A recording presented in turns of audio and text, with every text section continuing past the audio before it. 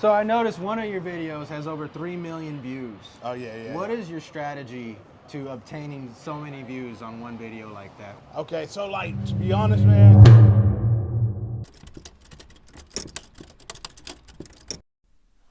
Hey, what's going on? I'm Horacio. We're out here with Isaiah Washington. Hey, man, Isaiah Washington. Isaiah's performed at Laughs Unlimited, Hey. Hollywood Improv. Yep. How'd you get into those scenes, man? Hey, man, so Laugh Unlimited, shout out to Jenny. She hit me up to host out there. Jenny is the one that kind of runs the club out there. And then Hollywood Improv, shout out to Oakland and Lewis Belt, man, because I would go out to Oakland all the time. And my boy Lewis Belt runs the Monday shows, and he put me on that show over there. I was looking through your socials. Okay. How did you get linked up with Kim and Kopi Soteropoulos? So the Kim and Kopi, man, it was just all kind of like viral stuff. So I did a thing I do on Instagram called Fresno Test. I did one about Kopi, and Kim had seen it, and she had like commented like, "Oh, I really love this. It's great." Yeah. And then one night I just was like, you know what? I should like hit her up and see if I could do something with her. And then so I hit her up, and then she hit me back. She's super cool, and she was like, you know what? Just give me all the questions you want to ask, and let me approve it. And if we're all good, let's get it going. And then, man, Kopi and Kim, man, they were down to earth, down to shoot, fun time. And that was like, bro, I grew up in Fresno, so watching them as a young kid. I met Kopi when I was in 8th grade. He did an interview with my football team. So it was like a full circle moment. I was like, yo, that's Kopi right there. That's dope. Yeah, so everybody that is from the Central Valley area, Kopi's like, big Kopi, time. yeah, Kopi. He's Kopi Soteropoulos. Bro, Kopi is Fresno. Yeah, you know, yeah. Kim is Fresno, and you know, I want to be part of that one day. But you know, being able to work with him, it was awesome. Yeah, it looked like you had a lot of fun. So you run a show here in Fresno, Strummers. Yep. Once a month.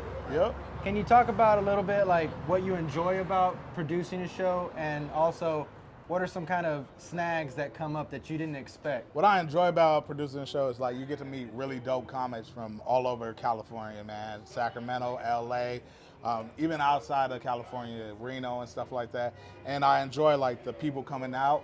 The hard part sometimes is just like you got to be consistent with the promoting, and sometimes you get distracted and you're like, I didn't promote right. So you got to be kind of like on yourself about the promoting, and just also making sure the lineup is right, and finding out like, because like some comedians, like you need a certain lineup so they don't follow this person. It's like a like a puzzle. Yeah, puzzle, bro. You got to put it together.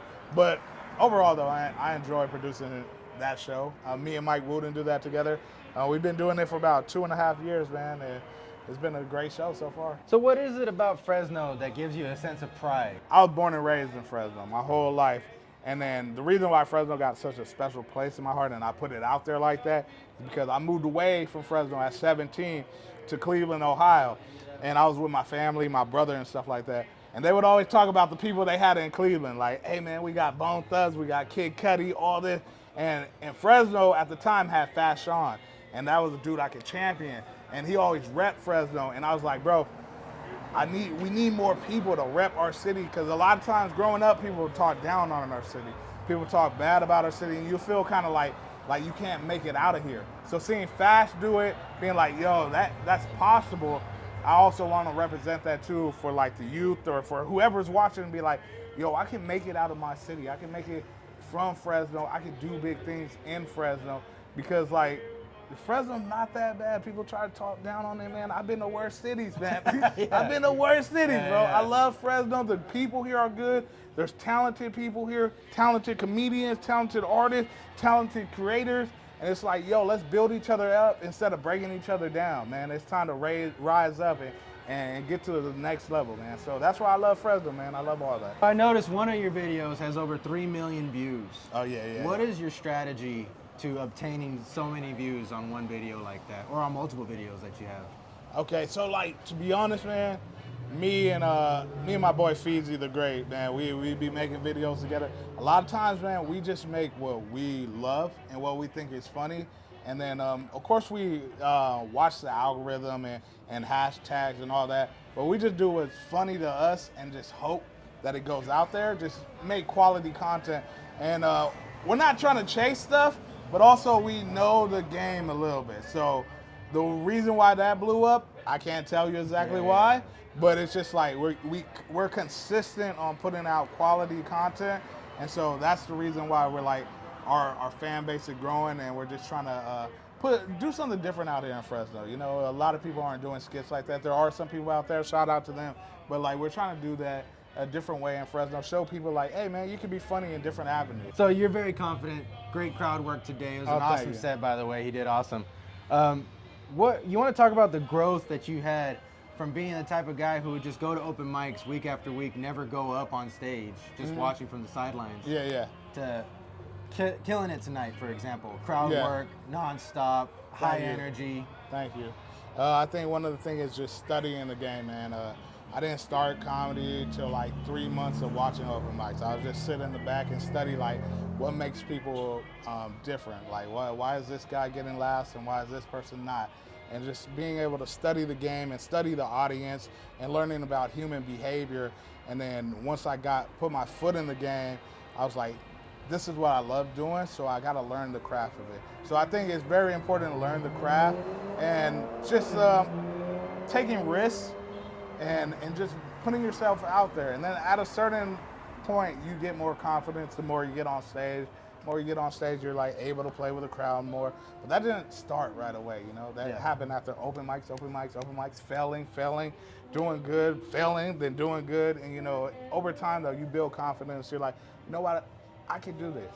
And I can make people laugh, and I know that I'm good at this skill set right here.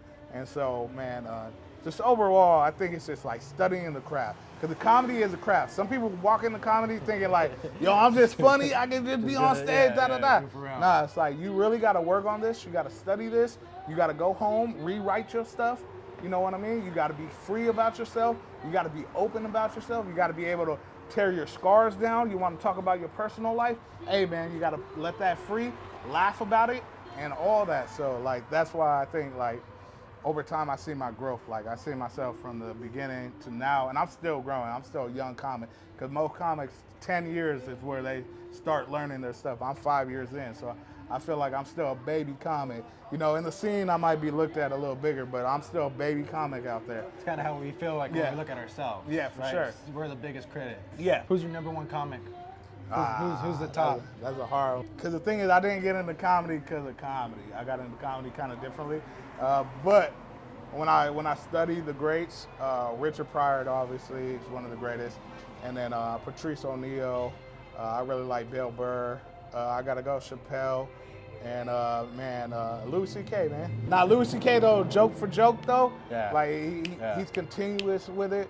And so those are some of the guys where I'm like, yo, they're on a higher level. You said earlier you didn't get into comedy because of comedy. You want to talk on that a little bit more? Nah, I got into comedy because of trauma.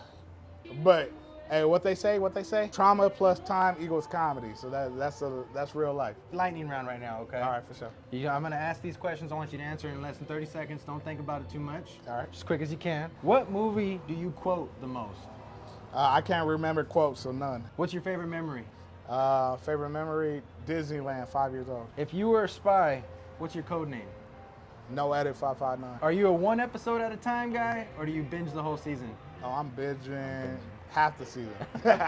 So in the movie about Isaiah Washington, who's playing Isaiah Washington? One of Ice Cube's son.